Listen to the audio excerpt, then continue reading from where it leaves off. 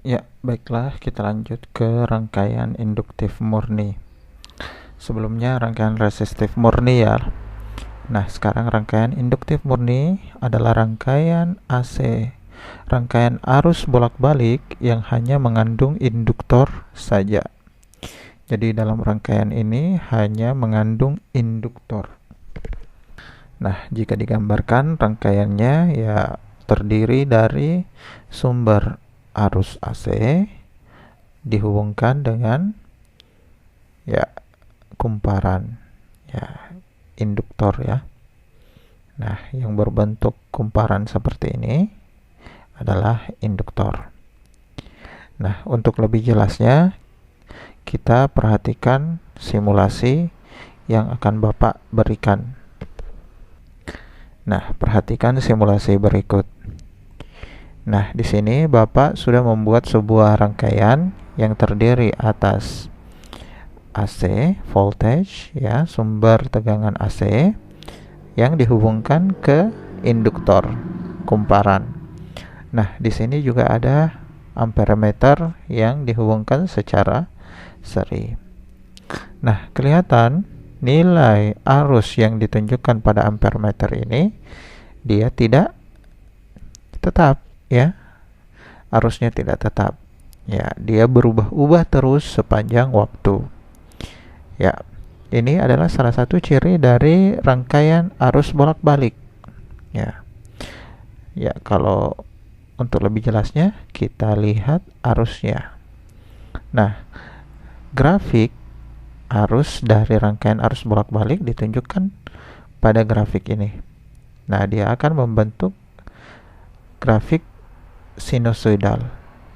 Nah, grafik sinusoidal ya adalah grafik yang memiliki puncak dan memiliki lembah ya sinus seperti ini ya, terlalu besar. Nah, ini ya, jadi terlihat ada nilai maksimumnya, ada nilai minimum.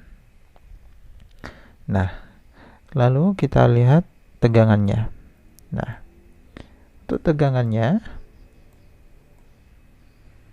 juga menunjukkan bentuk grafik yang sinusoidal seperti ini. Nah, tegangan maksimum ya adalah 50 volt. Ya, kita lihat. Jadi, kita lihat arus dan tegangan pada rangkaian induktor ini membentuk arus grafik sinusoidal. Nah, masalahnya yang kita akan perhatikan apakah grafiknya itu sefase antara arus dan tegangan. Nah, yang kita dapatkan sebelumnya pada rangkaian resistif murni, arus dan tegangannya itu sefase. Bagaimana dengan rangkaian induktif murni? Nah, coba perhatikan. Kalau saya paus ya seperti ini, maka kelihatan ketika arusnya mohon maaf tegangannya di puncak, arusnya baru sampai di nilai minimumnya ya. Jadi kelihatan arusnya tertinggal sebesar 90 derajat ya. Kita lihat tegangannya lebih dulu sampai di puncak dibandingkan dengan arusnya. Jadi arus lebih lambat 90 derajat dibandingkan dengan tegangannya, atau tegangannya lebih cepat 90 derajat dibanding arusnya. Oke, kita pause lagi. Nah, lihat ketika arus berada pada nilai minus di bawah sini, nah, tegangan sudah ada pada nilai minimumnya 0 ya. Jadi arusnya selalu tertinggal ya, seperti itu ya. harusnya selalu tertinggal sebesar 90 derajat. Kita kembali ke sini. Jika kita menggabungkan grafik tegangan dengan arus, maka didapatkan bentuk grafik sinusoidal seperti ini. Arus akan selalu tertinggal sebesar 90 derajat dibandingkan dengan tegangannya. Ya, ketika tegangan sudah sampai pada nilai maksimum, ya, di sini arus baru berada di titik 0. Sini. Ya. Oh, mohon maaf.